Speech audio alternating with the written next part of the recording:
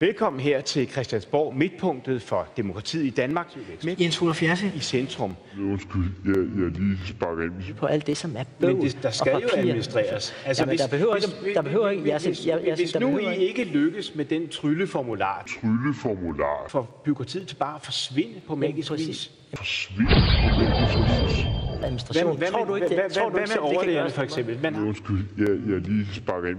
Til en indkomst men det er et faktum. Undskyld, jeg lige sparker ind. Arbejdsmarkedskommissionen. Og Dream, det er sådan forkortelser. Altså det er forkortelser omkring deres økonomiske.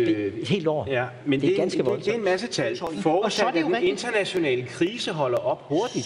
Så er det rigtigt. For alle nationer rundt omkring os, der gælder det samme. Men I kalder det jo også for en vækstplan. Vil det sige, at I mener, at Dream giver vækst? Dream giver vækst. Og offentlige besparelser. Nu skal du høre færdigt. Og brugerbetaling. Undskyld, jeg lige sparker ind. Over 13 om dagen, der skal forlade den offentlige sektor i 8 år. Må vi godt svare? Også juleaften. Så her, fri narko. Det er jo virkelig liberalistisk. Også juleaften. Også juleaften. Trylleformular.